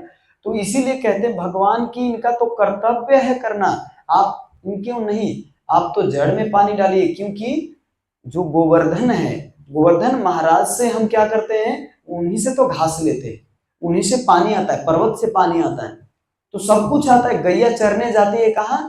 गोवर्धन पे, सब कुछ होता है गोवर्धन से। हम गोवर्धन के आश्रय में हैं, गोवर्धन के नजदीक में हैं, हम खेलने जाते हैं गोवर्धन पे, सब कुछ कार्य करते हैं गोवर्धन पे। तो इसीलिए आप गोवर्धन की पूजा कीजिए। तो यहाँ पे सब ब्रजवासी लोग ठीक है, लेकिन कैसे करें लाला? तुम तो बता दिए करने के लिए, लेकिन करे कैसे? मैंने तो इंद्र के लिए तैयारी इतने दिन से कर रहा था, और इतने दिन से पता भी है इंद्र की पूजा कैसे करना है, लेकिन इनकी पूजा कैसे करें, गोवर्धन की? तो कहते बहुत आसान है, एकदम आसान है। कैसे करना है? जो भी आपने पकवान बनाया है, इस सारे पकवानों को ले जाके और गोवर्धन के नीचे वहां पे रख के और गिरिराज से प्रार्थना करने हैं। और आपको विश्वास नहीं होगा, आज तक आपने इंद्र का दर्शन नहीं किया, इंद्र की पूजा इतने दिन से कर रहे हैं, लेकिन इंद्र आपको दर्शन नहीं दिया, लेकिन आपको विश्वास नहीं होगा, गोवर्धन स्वयं दर्शन देंगे आपको, सारे ब्रजवासियों को दर्शन देंगे, और आके आपके जितने भोजन बनाए हुए सब खाएंगे। इंद्र खाया है कभी? नहीं ना, इंद्र उतर के तो नहीं खाने आए हैं कभी। लेकिन आप विश्वास करो, आप गिरिराज की पूजा कीजिए, गिरिराज महाराज स्वयं आके यहाँ पे खाएंगे। तो गोवर्धन और सब सोच रहे ठीक है, इनका एक बार बात मान के कर ही लेते हैं, यानी कृष्ण की खुशी के लिए कुछ भी करने के लिए तैयार रहते हैं।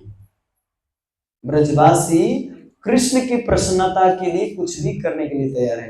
पंडा लोग जो होते हैं ना, जगन्नाथ जी के लिए सेवा करने के लिए अगर अपना जान भी देना पड़े तो तैयार रहते हैं, वैसे ब्रजवासी।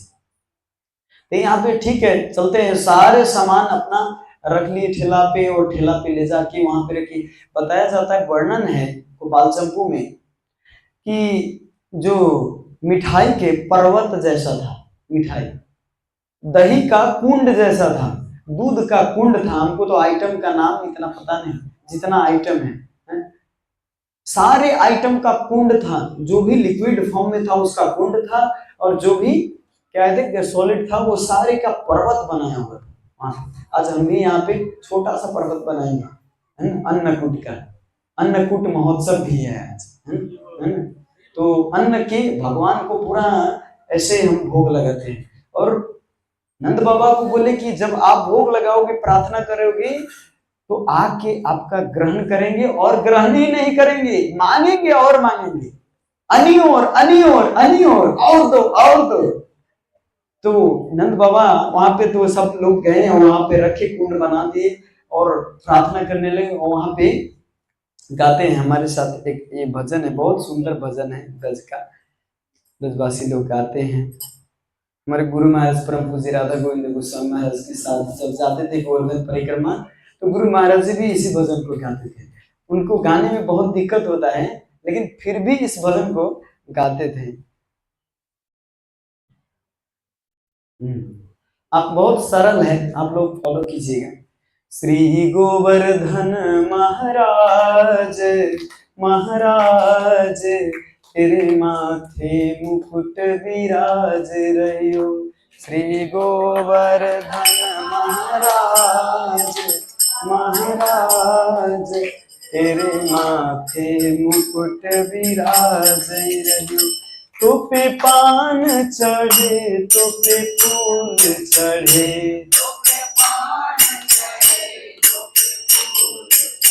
हो तो पे पान चढ़े, तो पे फूल चढ़े, तो पे पान चढ़े,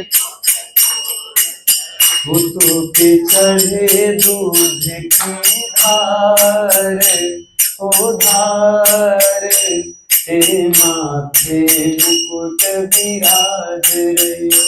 तो पे चढ़े दूध की धार, ओ धार, तेरे माथे मुकुट विराज रहियो।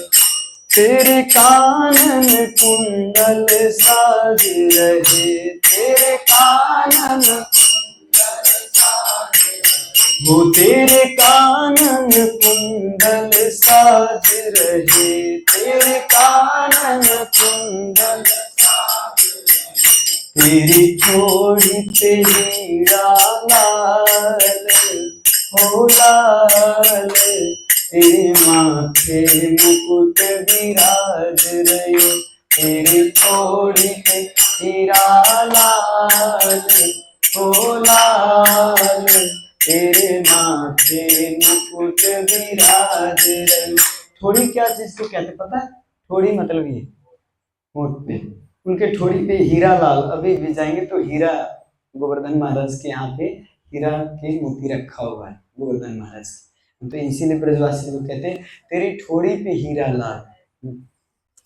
तेरे तेरे गले में कंठे सोने का, तेरे गले में कंठ, हो तेरे गले में कंठा सोने का, हो तेरे झांकी बने विशाल, हो विशाल, तेरे माथे मुकुट विराज रहियो। तेरे झांकी बने विशाल, हो विशाल, तेरे माथे मुकुट विराज। झांकी समझते हैं ना सब लोग? झांकी, झांकी मतलब नाटक, ड्रामा। तो वृंदावन में अभी भी जाएंगे तो रासलीला जिस दिन क्या कहते हैं गोवर्धन पर्व, गोवर्धन पूजा होता है, उस रात में गोवर्धन जितने ब्रजवासी होते हैं सब मिल के वहां पे नाटक करते हैं गोवर्धन लीला के। रासलीला के दिन तो रासलीला के वो अलग सा नाटक करते हैं। वैसे जन्माष्टमी के दिन रात के 12 बजे उनका वो होता है, नाटक होता है, तो उन लोगों की भाषा में झांकी कहते हैं। अभी भी इधर झांकी होता है। वास्तव में ये बहुत अच्छा परंपरा है। प्रभुपाद जी भी कहते थे कि किसी चीज को याद करने के लिए झांकी, कविता, ऐसे ड्रामा, नाटक करनी चाहिए। तो आप एक क्या कहते, तमल कृष्ण महाराज ने किताब लिखा है जगन्नाथ नाट्यम, है ना, जगन्नाथ जी के नाट्यम, नाटक लिखे हैं जगन्नाथ जी के, कैसे जगन्नाथ जी लीला किए, तो नाटक ही लिखे। तो आप वो किताब अगर लेंगे तो आप नाटक भी कर सकते हैं बहुत अच्छा से, उसमें बहुत अच्छा से वर्णन किए। तो यहाँ पे झांकी बता रहे, तो ब्रजवासी अभी भी वहां पे झांकी करते हैं। तेरे साथ कोस की परिक्रमा, तेरे साथ कोस की परिक्रमा, हो तेरे साथ कोस की परिक्रमा, तेरे साथ कोस की परिक्रमा, सर्वेश्वर है विश्राम, ओ विश्राम तेरे माथे मुकुट विराज रयो, सर्वेश्वर है विश्राम, ओ विश्राम तेरे माथे मुकुट विराज रयो। सात कोस की परिक्रमा है ना गोवर्धन की, है ना। अभी तो बहुत शॉर्ट हो गया है क्योंकि बीच में ही बन गया है। वैसे भी अभी परिक्रमा करेंगे तो पूरा राधा कुंड, श्याम कुंड भी आता है। एक्चुअली राधा कुंड और श्याम कुंड गोवर्धन के तलहटी में था पहले, लेकिन अभी जाएंगे दर्शन करेंगे तो नहीं है, गोवर्धन थोड़ा दूर हो गए वहां पे। तो बाद में धीरे धीरे, मैं बोला ना, जितना कलयुग बढ़ता जाएगा उतना ही घटते जाएंगे, तो धीरे धीरे बहुत घट गए, नहीं तो राधा कुंड, श्याम कुंड तक था वहां पे। और बताया जाता है कि गोवर्धन परिक्रमा करने के बाद चकलेश्वर महादेव का अगर दर्शन नहीं होता है तो आपको गोवर्धन परिक्रमा निष्फल माना जाता है, उसका फल नहीं मिलता।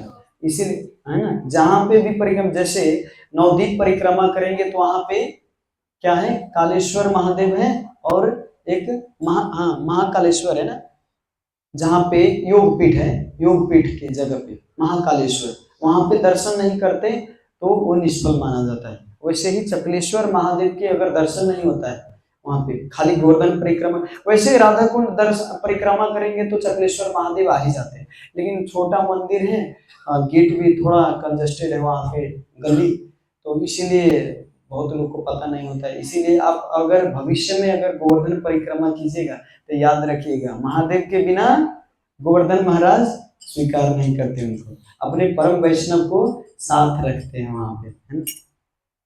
अब यहाँ पे गोवर्धन पूजा तो की है ना, अब हम जल्दी जल्दी करते हैं क्योंकि टाइम भी खत्म होने वाला बहुत।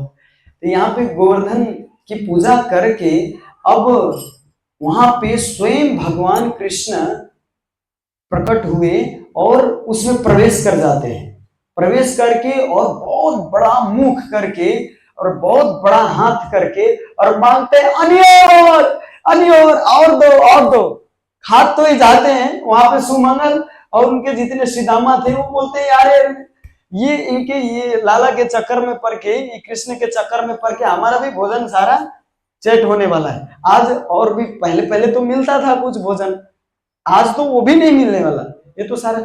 और ध्यान से देखिए, बाबा अपने पिताजी को कह रहे हैं, जितने श्रीदामा अपने अपने पिताजी को कह रहे हैं, देखिए ध्यान से, ये जो गोवर्धन पर्वत से बड़ा बड़ा मुख करके खा रहा है, ये तो हमारे लाला जैसे लग रहा है, इनका फेस, आंख भी थोड़ी थोड़ी मिल रहा है, इनके मुखार बिंद भी मिल रहा है कहीं। तो कृष्ण को बोले तुम्हारे जैसा थोड़ा थोड़ा मिल रहा है, तो बोले हम तो यहाँ पर है, वो तो गोवर्धन महाराज स्वयं प्रकट हुए, बोला था ना आप जब उनको ऑफरिंग करेंगे तो वो प्रकट होंगे। बोले कि तुमको कौन मानता है भगवान, तू तो हमारा ही सगा, लेकिन तुम्हारे जैसा मिलता है इसीलिए बोल रहा हूँ। तो वहां पे अब जाके धीरे धीरे स्वीकार किए कि खा गए, लेकिन भगवान को फिर बाद में दया है कि बाद में अगर हमको फिर पूजा कराना है तो ये तो फिरता करना पड़ेगा रिटर्न, तो जितना खाए थे वो फिर लौटा दी भगवान, जितना खाए थे उसके। जैसे राधा रमन मंदिर में अभी भी ऐसा माना जाता है कि जितना आप ऑफरिंग करते हो भगवान को, राधा रमन को, वो ऑफरिंग भगवान खा जाते हैं और उनके लिए लक्ष्मी, सहस्त्र लक्ष्मी बनाते हैं, उनके लिए आइटम, वेराइटीज आइटम बनाते हैं। आप जो जो ऑफरिंग करते हैं वही ऑफरिंग फिर भगवान लक्ष्मी जी बनाते हैं। और वो ऑफरिंग आपको प्रसाद के रूप में देते हैं, और जो आप बनाते हो उनको स्वीकार करते हैं। राधा रमन मंदिर में अभी भी बहुत स्ट्रिक्ट नियम है। राधा रमन मंदिर में अगर आपने प्रसाद को छू लिया, प्रसाद छूने के बाद अगर बोरा को छूते हैं, आप किसी अन्न के बोरा को छूते हैं, है ना, तो वो बोरा ही ऑफरिंग हो गया, फिर उसको ऑफरिंग नहीं कर सकते। आपने अगर ऑफरिंग के साथ अगर छू लिया और अगर डीटी में प्रवेश कर गया तो सारा पोछा लगाना पड़ेगा, कोई भी वहां पे प्रवेश नहीं, गोस्वामी लोग ही प्रवेश है केवल राधा रमन मंदिर में। मैं एक बार क्या कहते हैं, अग्नि जहाँ पे जलाती है वहां पे एक बार प्रवेश करने का मौका मिला था। एक गोस्वामी जी थे, तो उनसे प्रसाद लाने का हमारा सेवा था गुरु महाराज के, तो गए थे लाने, तो एक बार अनजान से प्रवेश किया, तो बाद में बोले कि हमको यहाँ पे नहीं आने के लिए, आप गेट पर रहिएगा, मैं गेट पर ले आ दूंगा। तो एक बार दर्शन हो तो वहां पे जाएंगे तो आपको लगेगा ये किचन है कि क्या कहते हैं, ये भैंसी का गोट है, भैंसी बांधने वाला, मतलब इतना काला, पूरा काला एकदम चारों तरफ, क्योंकि कभी वहां पे लिप पोत नहीं करता, सफाई नहीं होता वहां पे, क्योंकि वहां पे लक्ष्मी जी स्वयं आग के रूप में प्रकट है, अग्नि दिए, तो वहां पे आज तक अग्नि जलाना नहीं पड़ता, स्वयं अग्नि प्रज्वलित है वहां पे। तो इसीलिए वहां पे बहुत अद्भुत अद्भुत चमत्कार भी होता रहता है राधा रमन मंदिर में। अब यहाँ पे सब कुछ स्वीकार किए भगवान। अब इसके बाद अब हम चलते हैं इंद्र जी के पास। इंद्र जी वहां पे उनको मैसेज मिला कि एक ग्वाले के कहने पर हमारा सारा ऑफरिंग ठुकरा दी। ये कृष्णा एक अभी अभी के 7 वर्ष के लड़का के कहने पर पूरा ऑफरिंग हमारा ठुकरा दिया। ये ब्रजवासियों को अभी मैं बालू के कण होता है ना, धूल, धूल में मिक्स कर दूंगा, इतना इन सबको मैं मारूंगा और नष्ट भ्रष्ट कर दूंगा। पूरे ये गोवर्धन को पूजा करें, गोवर्धन को भी धूल में मिला दूंगा। बहुत क्रोधित हो गए। जब आदमी क्रोधित होता है तो उनके बस में कुछ नहीं रहता, है ना।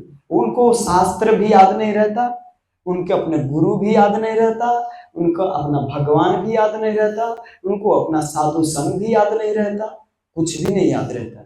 जो जिनके ऊपर, क्योंकि जलाता है, अग्नि जो है जलाता है, वैसे क्रोध पहले अपने आप को जलाता है। ये नहीं कि क्रोध नहीं करे, क्रोध तो स्वाभाविक रूप से जिनको आए वो आएगा ही, लेकिन जितना हो सके क्रोध को वास्तव में कंट्रोल करने का प्रयास करना चाहिए। प्रयास नहीं करेंगे, और क्रोध को कंट्रोल करने के लिए सबसे आसान उपाय है, मुख में पानी रख लीजिए, पानी रख लीजिए ना, बोले कितना, जब तक मेरा क्रोध न शांत हो तब तक मैं ये पानी फेंकूंगा ही नहीं, है ना। अब बोलेंगे ही नहीं आप, पानी है मुख में तो बोलेंगे कैसे। संकल्प लीजिए, जब तक क्रोध है अंदर तब तक आप पानी रखिए, लेकिन उस समय वो भी पानी रखने के लिए याद नहीं, पहले तो इसको लिपट लेता हूं तब बाद में जाके कुछ करना है। तो ये क्या होता है, इसके लिए वास्तव में इसके लिए भी बुद्धि चाहिए, है ना, कि अब हमको क्रोध आ रहा है ये भी पता होने के लिए बुद्धि चाहिए, है ना। तो कभी कभी जब शास्त्र पढ़ते हो, जब साधु संग करते हो तो पता चलता है मैंने क्रोधित हुआ, यहाँ पे क्रोधित नहीं होना चाहिए था, अनावश्यक मैं क्रोधित हुआ, तो आपको पता चलता है शास्त्र साधु संग करने से। लेकिन साधु संग शास्त्र नहीं पढ़ते तो आपको गलत क्या कर रहे हैं वो भी नहीं पता चलेगा, इसीलिए ये करना बहुत जरूरी होता है। पहले पहले क्या क्या कुकर्म किया अब पता चलता है, अरे बाहर कितना बड़ा बदमाश था मैं, लेकिन अभी पता है, उस समय तो लगता था नॉर्मल है भाई, इससे और ज्यादा अपराध करना है, और बड़ा बड़ा डाकू बनना है ना, और ज्यादा भोग करना है, और ज्यादा लूटना है, और ज्यादा पैसा कितना लूटना है, जब तक महल ना बन जाए, है ना, जब तक पूरा नाम फेमस ना हो जाए तब तक लूटना। उस समय तो अच्छा ही लगता था ना, जो भी करो पैसा होना चाहिए, पैसा पैसा पूरा पैसा होना चाहिए, तो यही केवल था। लेकिन अब पता चलता है केवल पैसा ही जरूरी नहीं है, साथ साथ में सब कुछ मेंटेन करना भी जरूरी है। अब यहाँ पे इंद्र को इतना क्रोध आया कि पूरा गुस्से में आके सांवर्तक को बुलाए, सांवर्तक को बुला के कहते जाके तुम ब्रज को भ्रष्ट नष्ट कर दो। सांवर्तक का बादल में राजा के जितने बादल है उसमें राजा है सांवर्तक, तो सांवर्तक वर्षा कैसे करते पता है, ये खंबा है ना, खंबा, ये हमें पिलर, हमारा ये पिलर जितना बारिश मोटा मोटा बरसता है नीचे, हम तो अभी इतना पतला पतला सा बरसते देखते हैं ना, बूंद बूंद, लेकिन ये इतना पिलर के जितना बारिश निकलता है वो सांबर तक से। तो सांबर पोल के जैसे मतलब नीचे गिरता है बारिश। तो सांबर तक बोले कि आपको ऐसा क्या हुआ अचानक कि आप इतने बड़े मतलब ब्रज को नष्ट करने पर लगे? तो बोले कि अरे कोई कृष्ण है, कृष्ण के कारण हमारा ये पूजा करना छोड़ दिया। चलो तुम चलो और मैं ऐरावत पे सवार होके आता हूँ। यहाँ पे ऐरावत पे सवार होके इसके लिए इंद्र को भी थोड़ा अंदर डर था कि अगर ये बाद में तो ये तो पुतना को भी मारा, इसने आकासुर को भी मारा, बाकासुर को भी मारा, इतने को मारा, तो हो सकता है कि इस बार भी कुछ ना कुछ करे। अगर बारिश करे तो इसको बारिश को पी जाए, क्या पता। अग्नि जलाया था तो अग्नि को पूरा पी गए थे, है ना? भगवान अपने सखाओं को बचाने के लिए पूरा अग्नि ही पी गए। तो हो सकता है ये कहीं सांबर तक बारिश करे और ये बारिश को भी पी जाए। तो इससे पहले तुम चलो, मैं ऐरावत पे सवार होके अपना क्या कहते हैं वो उनका एक वज्र लेके आता हूँ, वज्र लेके आऊंगा। तो इनको हौसला हुआ, गए सांबर तक। वहां पे बारिश बहुत घमासान बारिश करने लगे। वहां पे केवल बारिश ही नहीं, बारिश के साथ साथ वहां पे क्या आंधी तूफान भी आने लग गए। अब ब्रजवासी तो पूरा भागने लगे, इधर से उधर भाग रहे, हे कृष्ण हे गोविंद। ये तो इतने दुख में थे, ये तो सुख में भी भगवान के नाम लेते थे, कृष्ण को बुलाते थे, तो दुख है तो नहीं बुलाएंगे। दद्यादिकं मोहवशाद गोचर गोविंद दामोदर माधवेति। दध्यादिकम, दही बेचने जाते तो कहते गोविंद ले लो, कोई कृष्ण ले लो, कोई ठाकुर जी ले लो, ऐसे कृष्ण के नाम ही बोलते थे। दही बेचने जाते तो अभी इतना बड़ा मुसीबत आया तो नाम नहीं नहीं, अभी भी बोल रहे हैं कृष्ण बचाओ, तुम तो मेरी एक आश्रय हो। तब कृष्ण सोचे ये तो, जब भी बारिश हुआ तो भगवान को पता चल गया। एक्चुअली ये लीला भी की इंद्र के मान भंग करने के लिए। उनका जो अभिमान था कि मैं ही सब कुछ करता हूं, मान भंग करने के लिए। अब यहाँ पे भगवान कृष्ण,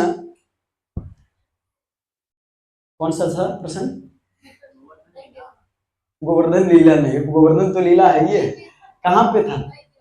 हाँ, हे गोविंद, तो वो तो प्रवेश किए थे। नहीं नहीं, अरे बारिश कर रहे थे ना सांबर तक, इतना पिलर दिया, इतना पिलर पिलर बारिश हो, वो भी याद नहीं।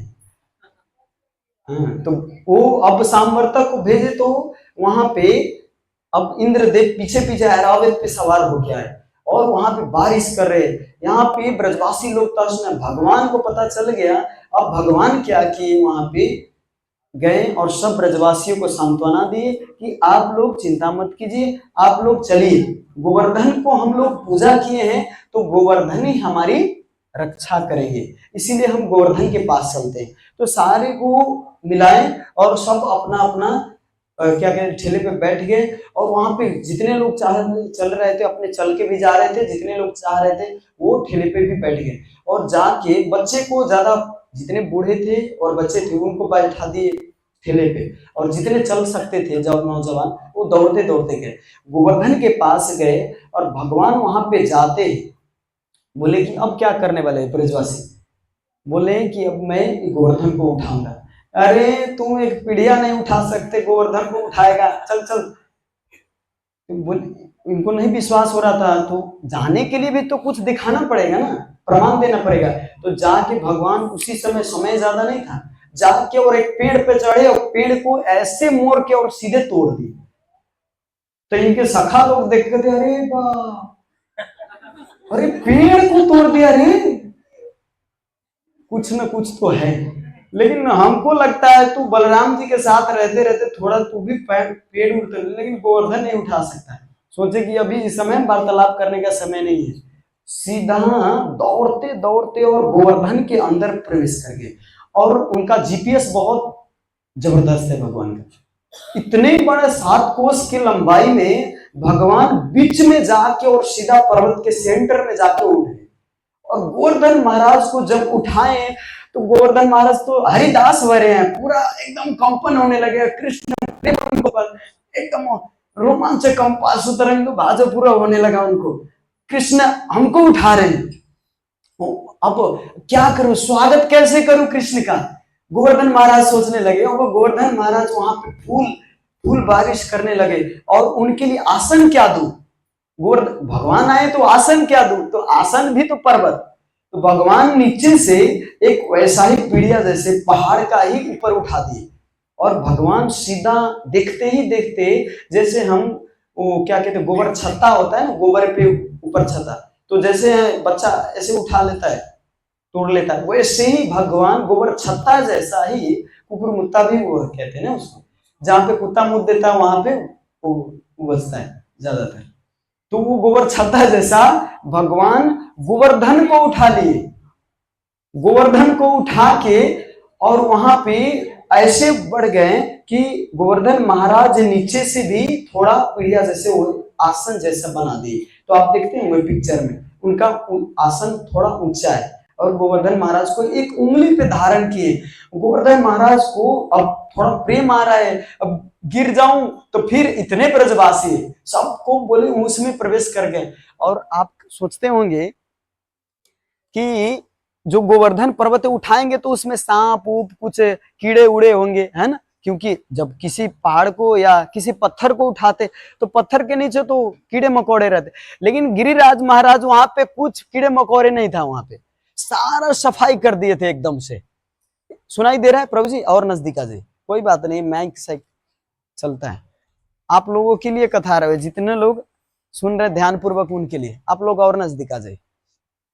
तो उनको रोमांच हो रहा था, वहां पे कीड़े मकोड़े नहीं थे, गिरिराज महाराज जो थे गोवर्धन, वो सारा सफाई कर दिया, वहां पे फूल बरसा दिए, फूल के लड़ी लगा दी वहां पे, और सब ब्रजवासी आके वहां पे बैठ गए। ब्रजवासी जितने थे वहां पे सब एकदम प्रेम में गदगद हो गए कि भगवान आज ठाकुर जी स्वयं हमारी रक्षा के लिए उठाए। लेकिन यशोदा मैया कान्हा जितने भी थे वो विश्वास नहीं कर रहे थे, ये उठाया कैसे, ये गोवर्धन उठाया कैसे। तो उसमें से ब्रजवासी जो बूढ़े लोग थे सब अपना लाठी लेके, और सब लाठी उसमें लगा दिए। ए लाला, तुम चिंता मत करो, मैं भी लाठी लगाया हूं, हाँ तू थोड़ा रेस्ट करना हो तो रेस्ट कर लो, थोड़ा नीचे हाथ कर लो, तुम रेस्ट कर लो। बोले कि अच्छा मैं नीचे हाथ करूं, आप लोग सिर दे दब जाएंगे। बोले अरे लाला तुमको क्या लगता है, तू उठाया, हमारे लाठी 100 लाठी है, इसमें कितने ब्रजवासी हैं, तो सबके लाठी के बल से तू नीचे कर ले। जब भी भगवान थोड़ा छोड़े तो सीधे दब दब सबके लाठी टूटने लग गया। अब बोलेंगे कान्हा है, ए लाला पकड़ पकड़ पकड़ पकड़, नहीं तो सब दब जाएगा। फिर भगवान उठा लिए गोवर्धन को।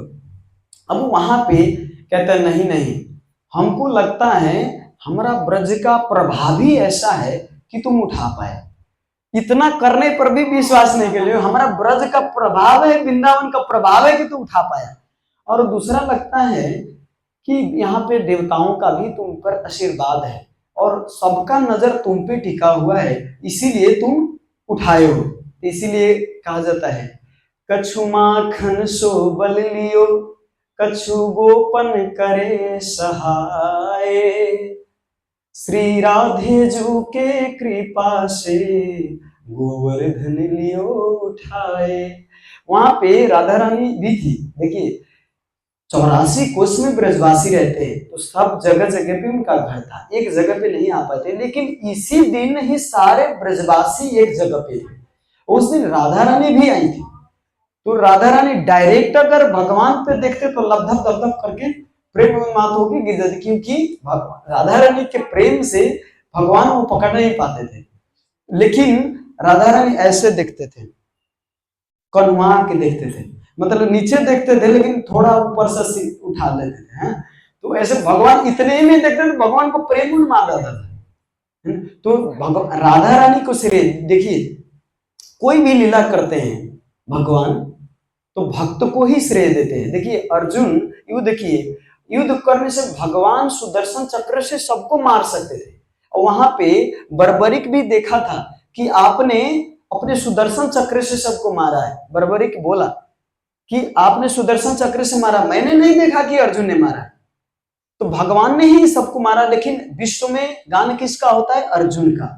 श्रेय दिए अर्जुन को, भगवान सब कुछ कर सकते हैं, लेकिन सारा श्रेय देते हैं फिर भक्त को, राधा रानी को श्रेय दे रहे हैं, क्योंकि राधा रानी परम प्रकाष्ट, वो पराकाष्ठ भक्त के लेवल में पूरा पराकाष्ठ है। अपने भगवान को अगर क्या कहते हैं, राधा रानी को अगर यहाँ पे पकता है तो भगवान कृष्ण को पक जाता है, उधर कहीं राधा रानी को पकता है तो भगवान कृष्ण को पकता है। दोनों तरफ एक दूसरे से युगल जोड़ी है ना।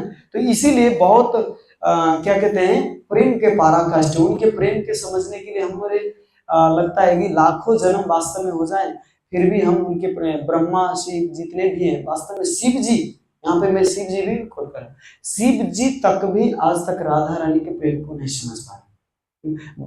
शिव जी छोड़िए, भगवान कृष्ण स्वयं तो नहीं समझ पाए हैं राधा रानी के प्रेम को, है। इसीलिए तो चैतन्य महाप्रभु के रूप में आए उनके प्रेम को समझने के लिए, है। तो भक्त को श्रेय देना चाहते हैं, हर लीला से अपने भक्त को ही श्रेय देना चाहते हैं, तो यहाँ पे भी श्रेय देते हैं राधा रानी को। तो श्री राधे जी को कृपा से गोवर्धन लिए उठाए, बोले कि तुम्हारे में दम नहीं है, तुम चोरी कर कर के माखन खाए हो, उससे थोड़ा बल मिला और थोड़ा राधा रानी की कृपा से तुमने उठाया, बस। और भगवान कृष्ण अब कहते ठीक है, इनको कन्विंस करने की जरूरत नहीं, इनको कितना भी कन्विंस करेंगे लेकिन ये फिर भी भगवान मानने वाले नहीं है, तो भगवान वहां पे अब छोड़ देते हैं। इसके बाद 7 दिन 7 रात तक वहां पे चक्लेश्वर महादेव, जो आपने सुना, चक्लेश्वर महादेव चक्र के रूप में वहां पे सारे पानियों को सूस रहे थे, है ना। जितने पानी वर्षा हो रहा था, एक बूंद भी गोवर्धन पे प्रभावकारी नहीं हुआ।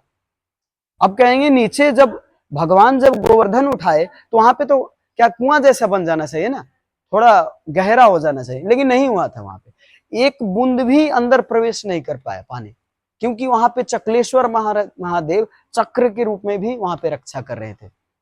ऐसा बताया जाता है कि भगवान स्वयं अपना सुदर्शन चक्र भी वहां पे ऊपर पर छोड़े थे, है ना, तो वो भी पूरा अग्नि से उनको सोच रहे थे। थोड़ा भी अब इंद्र सोच रहे हैं कि मेरा वज्र भी प्रहार हो रहा है, सांबर तक भी यहाँ पे प्रभाव कर रहा है, लेकिन फिर भी यहाँ पे थोड़ा भी भाल भी बक्का नहीं हो रहा है गोवर्धन का। एक पेड़ का पत्ता देख रहा हूं तो पत्ता भी नहीं हिल रहा है। वहां पे इंद्र देख रहे थे ना, ऐरावत से देख रहे थे, पता भी नहीं हिल रहा है, हो क्या रहा है। अब सोचे कि ये कोई सामान्य व्यक्ति नहीं है, कुछ ना कुछ गड़बड़ है। अब जाके वहां से उतरे और उतर के जाके इनको तलाज थे इंद्र को कि अगर ऐसी प्रभाव है तो कोई ना कोई, ये तो केवल हरि ही कर सकता है, हमसे कोई जीतने वाला है तो हरि, केवल भगवान, और कोई जीत नहीं सकता। लेकिन ये कौन है, इसके लिए तो हमको लाज है, क्योंकि मैंने इतना कष्ट दिया ब्रजवासियों को, मैं कैसे जाऊं अपना ये मुख लेके उनके पास। तब जाके वहां पे इंद्र अपने सुरभि गाय को लिए, सुरभि गाय, क्योंकि गौ माता जो है, माता को, माँ को लेके जाते तो माँ तो ऐसे कोमल हृदय के, उनको मनाने से मान जाएंगे, और सुरभि गाय को लिए और सुरभि ऐरावत भी के साथ में गए। वहां पे जाते ही उनसे पूरा एकदम साष्टांग दंडवत प्रणाम। एक तरह से भगवान कृष्ण इस लीला से इंद्र पे खुश भी थे और एक तरह से बहुत दुख भी थे, क्योंकि खुश इसलिए थे, इतने सालों साल तक कभी भी नहीं होने वाला चीज 7 दिन 7 रात तक ब्रजवासियों के साथ रह पाए थे, तो इसकी खुशी थी भगवान को। लेकिन दूसरा दुख था कि ये इंद्र के लिए, इंद्र अरि व्याकुलम लोकम मृडंती युगे युगे, मैं हर युग में इंद्र के लिए ही संसार में प्रकट होता हूं, अवतार लेता हूं, लेकिन इंद्र ही हमको भूल गए, इंद्र ही हमको भूल के और कह रहा है कि इनकी पूजा क्यों करना चाहिए, है ना। हाँ, अपने ही अपना ग्लोरीफाई कर रहा है, तो इनके घमंड तोड़ने के लिए मैं किया, तो ये हम पे ही प्रहार, हमारे ब्रजवासियों पे, हमारे भक्तों पे ऐसे कर रहा है। तो इसीलिए इन पे दुखी भी थे एक तरह से और एक तरह से सुखी भी थे। आए, साष्टांग दंडवत प्रणाम किए, सुरभि गाय को बोले माँ थोड़ा दूध दो, इनको अभिषेक करना है, और ऐरावत को बोले आप अपने सूंड से जल, गंगा जल लेके इनको अभिषेक कीजिए, ये तो हमारे स्वामी है। जब भगवान को दर्शन किए तो वहां पे पता चला कि ये तो सच में इन हमारे लिए, मैंने प्रार्थना किया था पुरुषोक्त मंत्र से, पुरुषोक्त मंत्र से देवी देवता प्रार्थना किए थे कि आप इस संसार में प्रकट होइए। बहुत देवी दैत्य असुर आ गए हैं जो राजा के रूप में राज कर रहे हैं, इस संसार में बहुत ज्यादा उत्पात हो रहा है, आप प्रकट होइए। तब जाके प्रकट हुए थे और मैं ही भूल गया भगवान को। तो ये कितना बड़ा दुर्भाग्य है मेरा, मैं किस लाज से मैं भगवान को मुख दिखाऊं। तो वहां पे अभिषेक किए सुरभि गाय से, और तब जाके वहां पे ऐरावत भी अभिषेक किए। इसके बाद भगवान कृष्ण उनको क्षमा किए। फिर भी इंद्र को आत्मसंतुष्टि नहीं हुआ तो कहां गए तपस्या करने पता है? नवदीप में, है ना। नवदीप धाम में अभी भी जाएंगे तो नवदीप में वहां पे इंद्रदेव अभी भी तपस्या करते हैं। वहां पे क्या कहते हैं, कोलवन, कोलवन की कोहलवन कहते हैं ऐसे। तो वहां पे अभी भी इंद्रदेव सुरभि गाय के साथ में वहां पे उनको, ब्रह्मा जी भी हरिदास ठाकुर के रूप में आए, है ना। वैसे ही हर भक्त को थोड़ा आत्मसंतुष्टि नहीं हुआ, मैं इतना बड़ा अपराध किया, इतनी छोटी सी गलती, भगवान कुछ भी दंड नहीं दिए। इतना बड़ा अपराध का तो कोई दंड होना चाहिए ना, लेकिन भगवान ने कुछ भी दंड नहीं दिए। ये भक्तों की, भगवान की बहुत बड़ा देन है। वास्तव में हम पहाड़ जैसे गलती करते हैं, मेरू पर्वत के समान गलती करते हैं, लेकिन भगवान उसको सरसों के दाना के बराबर लेते हैं। हम इतने जन्मों से इतने अपराध किए, लेकिन भगवान कहते हैं अरे कुछ नहीं, ये बद्ध जीव है ऐसा, फिर भी इन पे कृपा करने के लिए भक्त की कृपा, वैष्णवों की कृपा, कुछ न कुछ करने का प्रयास करते हैं, है ना। तो ये केवल भगवान और भक्त का ही हृदय होता है ना। तो इसीलिए क्या कहते हैं, गोवर्धन पूजा के दिन हम गोवर्धन महाराज से हरिदास वर्य जो भक्तों में सर्व, हाँ अच्छा ठीक है, आप श्लोका अगले बार करेंगे, कोई बात नहीं। हरिदास वर्य है तो हम हरिदास वर्य, हरिदास जो भक्त में सर्वश्रेष्ठ है, उनसे हम प्रार्थना करते हैं, है ना, कि वास्तव में मैं भी भगवान का भजन कर सकूं और हमारी मति लग सके। और इसके बारे में आप लोगों को अगर विस्तृत जानकारी चाहिए और भी इसके बारे में आप सच में चाहते हैं कि कृष्ण लीला धारण करना चाहते हैं, भागवतम को जानना चाहते हैं, तो मंसिर 1 गते से, इसी मंसिर 1 गते से 7 गते तक भागवत सप्ताह होने जा रहा है, संपूर्ण भागवत सप्ताह।